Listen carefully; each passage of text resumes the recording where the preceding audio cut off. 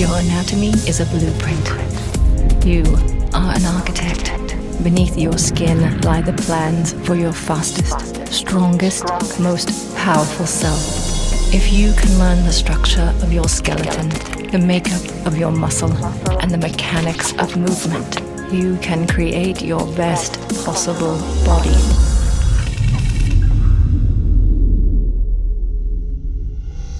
I'm Mike Robertson. This is Built by Science.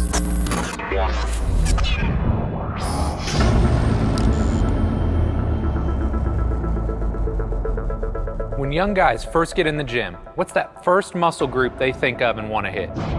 You got it, it's their chest. It's not uncommon to see a young guy get in the gym and hit it 20, 30, 40 sets of bench press in one workout. And that's just one workout. That's not over 3, 4, 5 days a week that they're in the gym. The bad news is if you're hitting 20, 30, 40 sets of bench press every single day, you're either going to end up with a shoulder injury or at the very least, bad posture. So as we go through this video, I want to teach you guys not only how to be more efficient and effective in your training, but taking that to the next level with some smart, targeted pec and chest training. In this video, we're going to cover the muscles, we're going to cover the bones and the joints, we're going to cover all the individual movements that those bones and joints create, and we're going to throw in a few key exercises so that you guys know the exact moves and techniques we want you to use to get the most out of your pec and chest training. With that being said, we've got IFBB Physique Pro Craig Capurso in the house. The guy's got an amazing physique, he's shredded. He's gonna help all of us better understand how to target and really hit our chest muscles.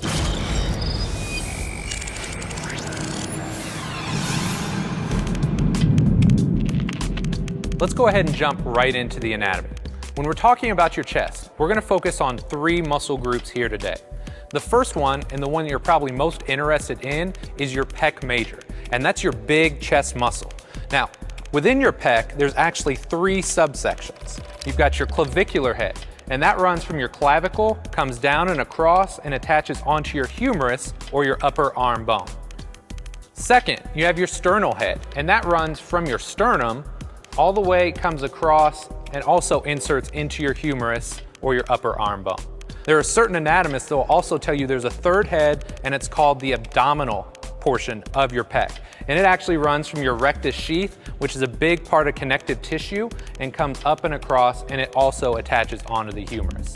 So while there's 3 unique subsections to your pecs, these are a major player. And most times, a lot of guys are really gonna struggle with this top portion, this clavicular head. So we're gonna make sure we throw a few key exercises into the workout to make sure you're really dialing it in and hitting this area. So we've got pec major. The second muscle group we're gonna focus on is called pec minor.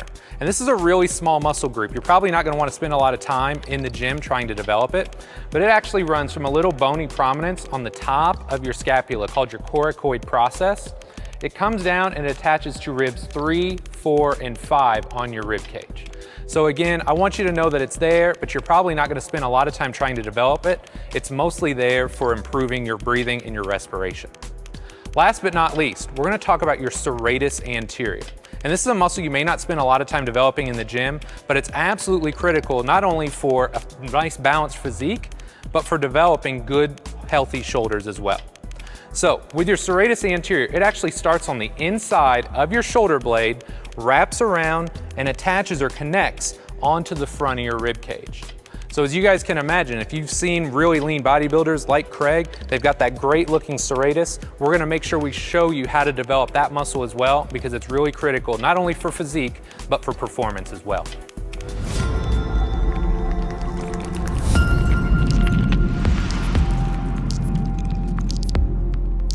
Now that we've covered the muscles, let's take a look at the bones and joints involved in creating movement through your chest. We're gonna start with the back side of Craig's body. So he's gonna turn around here. And if you can imagine, you've got your shoulder blade or your scapula. Now this is really important. When you're setting up on an exercise like a bench press, you wanna pin those shoulder blades down and back. So that's really important. It's gonna give you a stable base to press from. So your scapula is actually really important, especially when you're doing big compound exercises. You got your scapula, and then you have your humerus. And those 2 joints, or those 2 bones, come together to form your glenohumeral joint. This is very important. If you don't have a good setup for your chest pressing exercises, you're leaving your shoulders exposed to injury. Last but not least, I'm gonna have Craig just give me a quarter turn here. You can't talk about chest without talking about the elbow. Now, a lot of people don't think about this, but every time you're doing a pressing exercise, you're going to extend your elbow. So you can't just talk about chest without thinking about shoulders, without thinking about triceps, without thinking about all of the joints involved in those movements.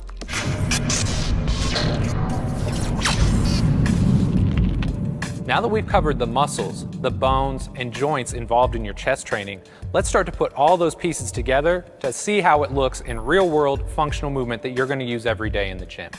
We're going to start off by looking at your pecs, and specifically your pec major. As you recall, you've got three different sections here. You've got your clavicular head, you've got your sternal head, and you've got your abdominal head. So all of those will work together to create what's called internal rotation of your shoulder. So if Craig's got his hand up here and he turns his arm downwards or forwards, that's called internal rotation. A lot of times people aren't too focused on that. If they're talking about chest, they want to know, how do I get those striations? How do I look big and lean like this? One of the best exercises is a horizontal fly or an incline fly. In that exercise, you're creating what's called horizontal adduction. So you're pulling across your body. And as you guys can imagine, just think about those pec fibers. They start here, and as he pulls across, think about how they're shortening up and getting tight. So all those muscles work together to create what's called horizontal adduction. Now this next piece is important. Go ahead and relax, boss. The next piece is your clavicular head. And when you think about the clavicular head, it comes down and across right here. So it's responsible for shoulder flexion, like you would when you raise your arm up overhead. So if you can imagine, Craig, give us an incline bench. You guys know how you're kind of at an incline, you got your arms raised up overhead. This is why you're gonna hit the top portion of that chest or that clavicular head when you're bench pressing. Now, on the opposite hand, you've got that sternal portion of your pec as well, or that lower portion. You're gonna hit this the most when you're doing like a decline bench or even a pullover. Craig and I were just talking about this yesterday. When you guys really cinch over at the top of a pullover type exercise, that's where you're really hitting that sternal head of your pec. So as you guys can imagine, the torso position, the position of your shoulders, all those things are going to make a difference in what portion of your pec you're actually training when you're in the gym. So we've covered the pecs. Now one other muscle group I want to focus on is the serratus anterior. So if you can go ahead and give me a profile. You guys will remember, serratus anterior runs from the inside of your shoulder blade and it wraps around onto your rib cage. So this is going to be most noticeable when you're doing something that does what's called protraction of your shoulder. So if Craig really reaches long, not only we see this when somebody's reaching long out like the start of a row, but you also see this as they finish at the top of a push-up. So even though you may not think of a push-up as a great chest exercise, it may not just hit your chest, but also your serratus anterior as well. One final function. When you're talking about serratus, go ahead and reach up overhead for me. Your serratus anterior is one of three muscles that allows your shoulder blade to rotate or create upward rotation. So serratus anterior, your lower traps, and your upper traps work together to create that upward rotation to allow you to get your shoulder overhead safely and effectively. So that's something I want you to know. When you're walking away from this, serratus anterior, it's not just great if you got a built physique like Craig, but it's critically important if you want to keep your shoulders healthy as well.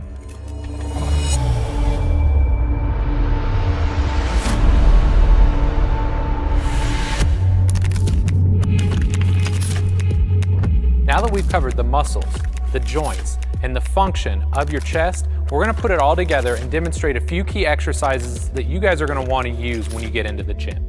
Now, one thing I want to make note of, Craig's a rock star. He's going to make this look really easy and the weights aren't super heavy. Just because we're not going super heavy on film doesn't mean we don't want you guys to go heavy and push yourselves when you're in the gym.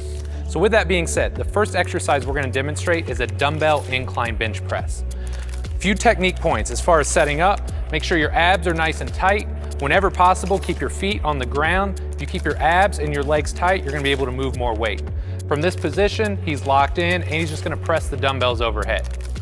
Now, one thing I always like to cue my clients to do is to tuck the elbows slightly when they come down. If your elbows are really flared out to the side, it puts a lot more stress and torque on your shoulders. So think about tucking the elbows slightly on the way down, full range of motion, and then finish strong at the top. When you're doing an incline bench, you're really using all three heads of your pecs. You're using the clavicular head, you're using the sternal head, you're using the abdominal head. But when you go on an incline or when you start to flex those shoulders, that's when you're really gonna bring out and attack the clavicular head of your pec. So if you're having problems filling in the top portion of that chest, make sure you get some incline benching or some incline flies into your program. One final point, when you incline bench, if you have any kind of shoulder issue or this causes any discomfort, move to a neutral grip where your hands are facing each other and then try it again.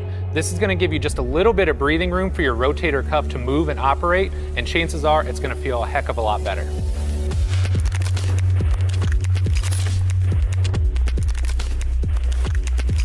The next exercise we're gonna demonstrate is a dumbbell fly. And this exercise is really gonna hit the pecs as far as that horizontal adduction component of the movement goes. So Craig's gonna go ahead and lay on his back here, set himself up, good stable base, abs tight, legs tight, and then from this position, he's just gonna keep soft elbows, get a nice stretch through his pecs, and as you guys can imagine, you can just see those pecs kind of opening up and lengthening, and then from this position, he's gonna pull it back together and shorten it back up. So it looks like a very simple exercise. The man's got great technique, and it's really gonna help build balanced pec development.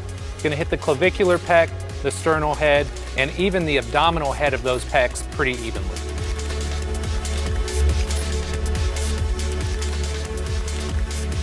The last exercise we're gonna demonstrate is a push-up.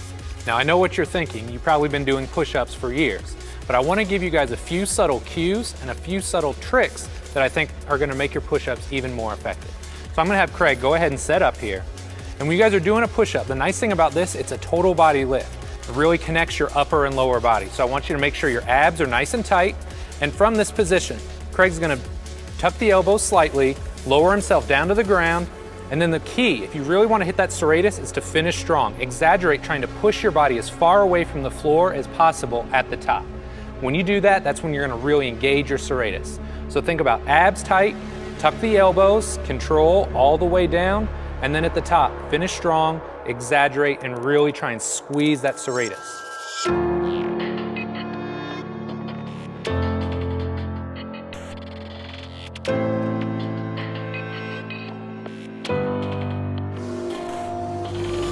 After watching this video, you essentially have a PhD in chest muscle building. So you've got no excuse. You can't simply go back and do what you've always done, which is probably mindless sets of flat barbell bench pressing. I get it, it's a great exercise and it's gonna help you build some muscle. But after you watch this video, you should have a really strong understanding of how all the bones, the joints, the muscles work together, about how changing something as simple as your shoulder position is gonna help you target and hit specific areas of your chest. Don't be afraid to mix it up. Use barbells, use dumbbells, press, do flies. The more you guys mix it up and the more you guys understand the actual anatomy and the function behind this stuff, the better your physique is gonna look. Make sure you watch all the videos because we cover every single muscle group in this amount of depth and detail. Let the gym be your lab. Try new things, research new methods, because there's no better way to learn and understand how your body works than to try new things on yourself. With that being said, I'm Mike Robertson. This is Built by Science. Mind, muscle, masterpiece.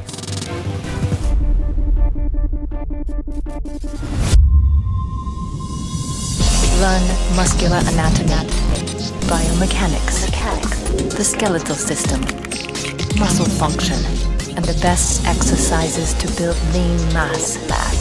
Knowledge is power. Know yourself to build yourself. Build yourself with the best. Mind, muscle, masterpiece.